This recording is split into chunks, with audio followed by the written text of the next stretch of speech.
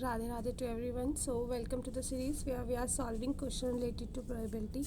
So this is our first question which states that the minimum number we have to find. Wait.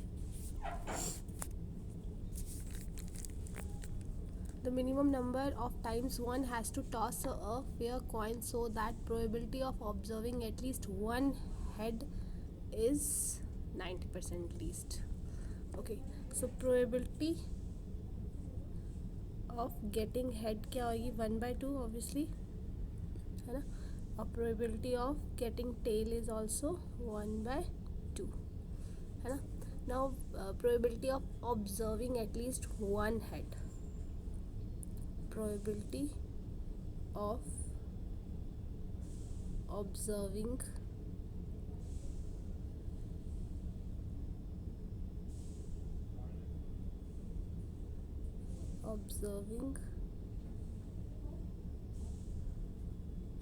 at least one head out of n tosses.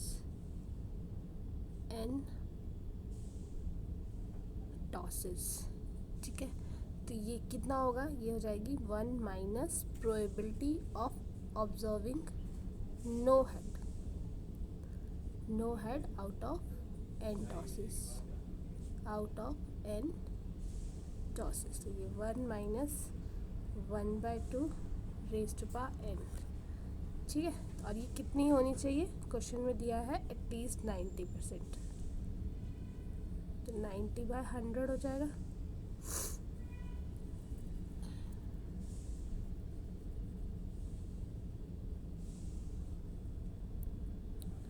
Now on solving this ये हमारे पास आ जाएगा 1/2n 1/10 2 raise to power this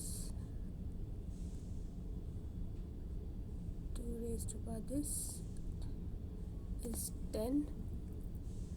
ठीक है, तो अगर हम देखा जाए n की जगह व्हेन आई पुट 3 तो ये आ जाएगा 8 विच नॉट सेटिस्फाई, n की जगह 4, ये 16 इज सेटिस्फाइंग.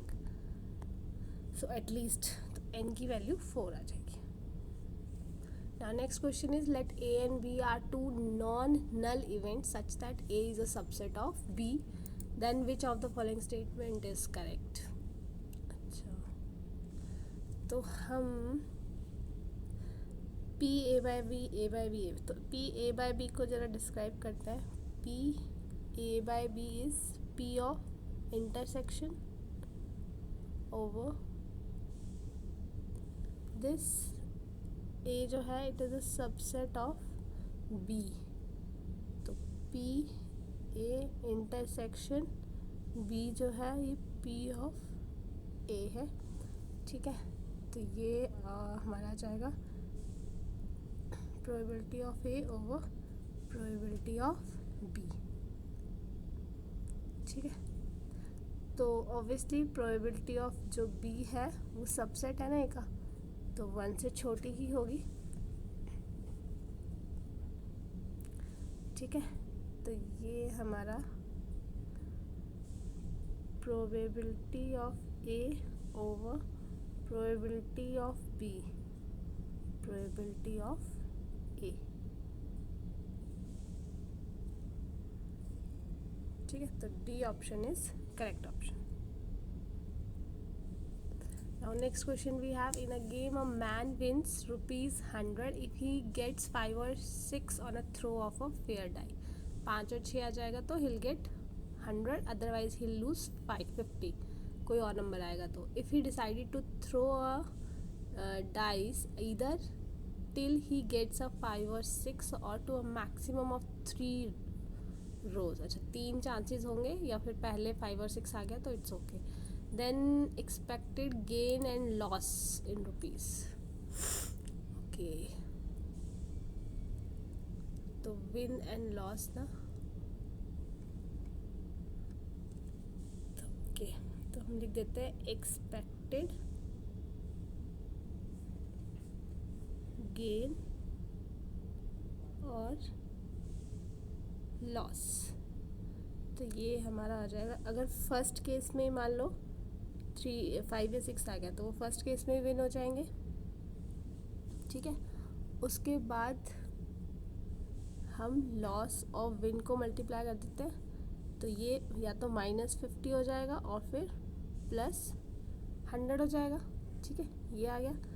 एक केस हो गया कि पहली बारी में जीत गए, सेकंड में क्या हो गया, पहला लॉस हो गया फिर विन में आ गए, तो -50 + 100 हो गया। उसके बाद क्या हो गया, 2 लॉस आ गए और तीसरा विन हो गया मान लो, तो -50 और +100 हो गया।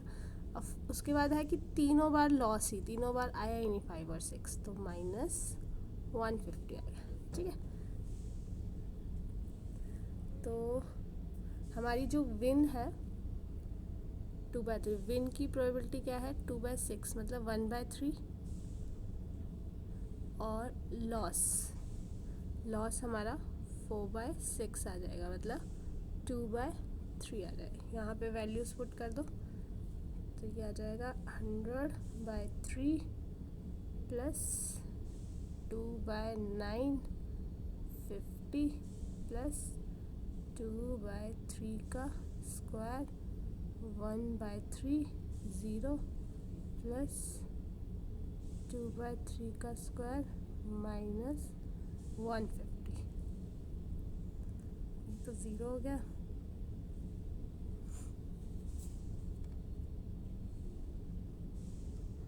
तो यहाँ से जब हम इसको कैलकुलेट करें दिस इज कमिंग 0, तो नो गेन नो प्रॉफिट, ठीक है। Next question is in a class of 60 students 40 opted for NCC, 30 opted for NSS and 20 opted for both. If one of the student is selected at random then the probability student selected has opted neither. अच्छा, तो ये कुछ ऐसा आ जाएगा, ठीक है। ये A ये B, तो यहाँ पे 20 है, ठीक है, और यहाँ पे 10 आ गया, और ये जो इंटरसेक्शन पार्ट है ये भी आपका 20 हो गया, ठीक है। तो ये मतलब NCC वाले बच्चे हैं और ये NSS वाले, तो probability of neither A nor B, तो इसको हम कैसे लिखते हैं 1 minus probability of A plus B, तो 1 माइनस आ जाएगा 50/60 means this 1/6 is the right answer, ठीक है।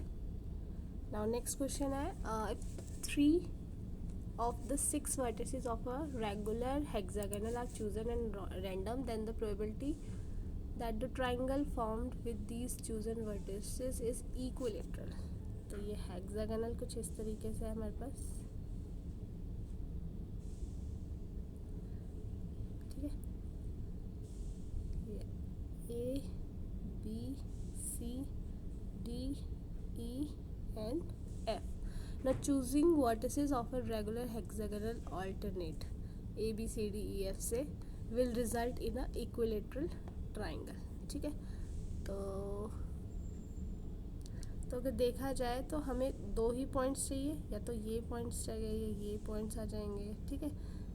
इस तरीके से हो जाएगा, इस तरीके से, कौन सा, तो मतलब 2 ऑलरेडी 2 पॉइंट्स चाहिए ना, 2 मेन पॉइंट्स हमको इसमें चाहिए, तो फेवरेबल केसेस हमारे कितने हो जाएंगे 2। अब वो 2 कितने में से आ सकता है, 6 पॉइंट्स है, 6 टोटल पॉइंट्स है, उस 6 में से हमें 3 चॉइसेस है, ठीक है। तो ये आ जाएगा 6 3 3 factorial, on solving this is 1/10. Now next question is minimum number of times a fair coin must be tossed so that the probability of getting at least one head is more than 99%. Okay, at least one head, तो हमने अभी भी निकाला था at least one head कैसे आएगा 1/2 raised to power n आ जाएगा, और ये बड़ी होनी चाहिए 99/100। दिस क्वेश्चन इज सेम है ना, जो हमने फर्स्ट क्वेश्चन किया था, इट इज अप्रॉक्सीमेटली सेम 1/100। तो तो यहाँ से n की वैल्यू आपकी 7 आ जाएगी. So I hope this is clear to you. Thank you so much.